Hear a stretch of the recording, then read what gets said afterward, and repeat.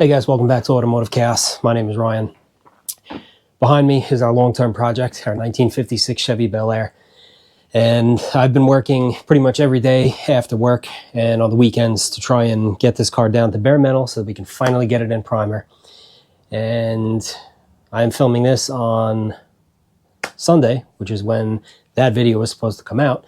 And I quickly realized that I need more time. But I didn't want to go and miss a video. So thought maybe I could do something that some of you might find informative, or if you've just been following the project for any sort of time, you might just be curious in. And that is the cost of this project so far, including what we bought the car for. And I have a notes page in my phone that has just about every nut and bolt that we purchased from this car. So we will start with the car itself. So in August of last year, I found this car on eBay. It was, I believe, a buy it now, or the reserve was $4,000. I placed a bid on the auction. My max bid was $3,200. The auction ended. There was no high bidder.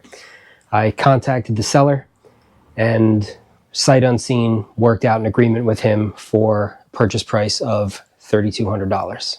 So for $3,200, I got a mostly complete 1956 original two-door Bel Air hardtop with engine, transmission, drivetrain, 2 spare doors, a ton of stainless, and I don't want to say all of the parts to put the car back together because it wasn't. I would say I pretty much had a complete car for the most part, or so I thought. So dragged this car home. This car was in Connecticut.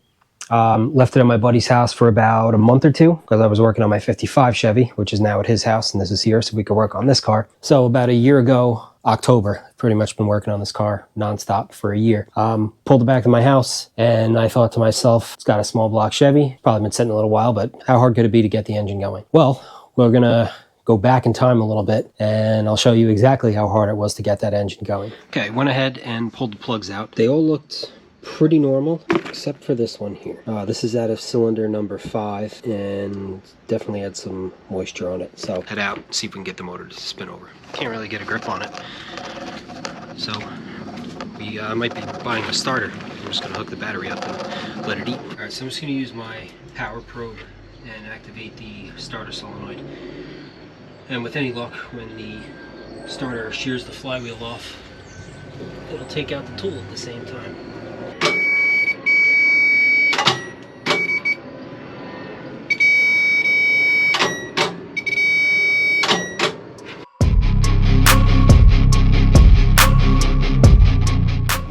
I want to get out of the sunlight.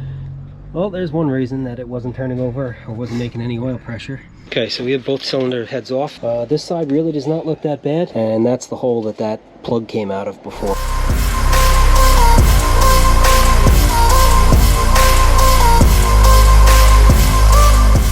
Fast forward to our finished product that has now been sitting on the engine stand for 9 months. So you see how that went and what the cost of getting that engine put back together was. And again, that was me doing everything myself. That was no machine work, nothing. Just bowl home through it, cross our fingers, some new parts, and hopefully we'll be able to tell in a couple of months whether or not that thing's a runner. So shortly after the engine was rebuilt, I knew there was some metal repair to do on this car.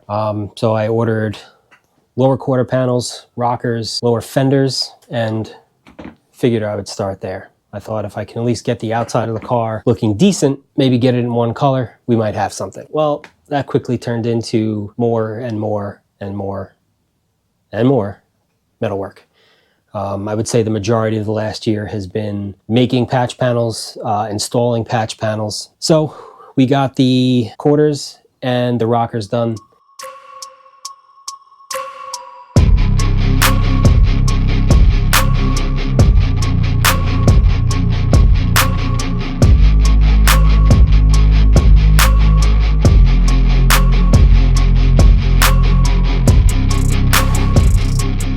And the more I was looking at the car, it was starting to look like something on the outside. I decided that the floor on this car needed to go. With like a nice solid cruiser that I don't have to worry about me or anybody else that might be in the car with me falling through the floor. So that led us to purchasing a new floor and pulling the body off of the frame.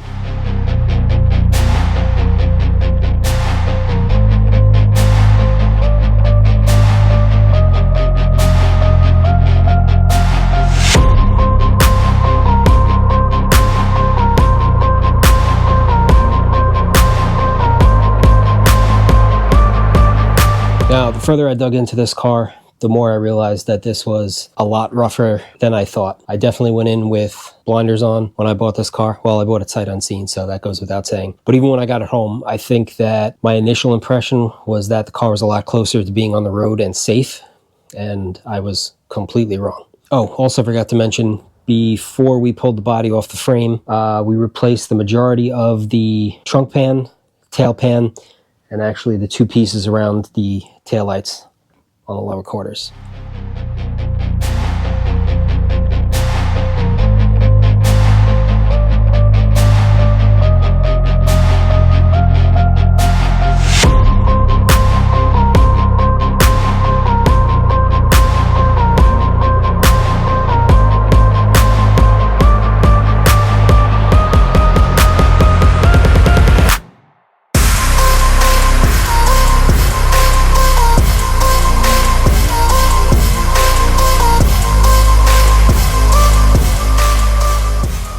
So we have the body off the frame, brand new one-piece floor, floor braces included. Well, I had the frame out from underneath the car.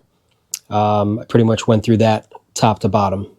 We did new leaf spring bushings, brake lines, all of the brake components. That was lines, wheel cylinders, shoes, drums, bearings, seals, springs, the whole 9 yards. If it was behind that brake drum, it got replaced. So brand new brakes, front and rear. Ended up doing a coilover conversion with tubular control arms in the front of the car.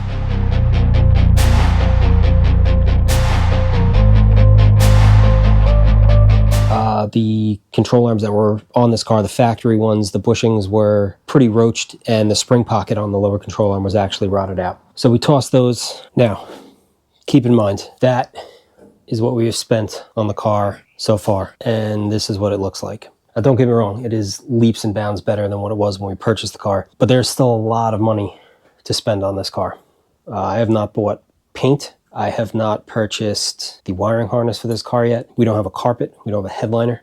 I'm sure, in my mind, I think I'm going to be able to be in this car about 12 to 13,000, hopefully by the time all is said and done. But who knows? I thought the initial budget for this car was going to be a lot lower, and this is where we're at right now. So again, if you guys watched and you're interested in this project, this is your first time checking it out, please consider subscribing. Every 2 weeks, we do our best to get a video out on this car. It's a lot of work, and now with the paint and body work, I mean, I don't want to say any part of this has been quick and easy so far, but the paint and body work, I really want to make sure that I get right, and I've never done it before, so it's even harder. But we are definitely going to do another video on this car when it is done, so we'll get a grand total, like I said, when it's running, driving, painted interior in it, so you guys can see what something like this costs when you don't just throw your wallet at it. Again, yes, it is a lot of money.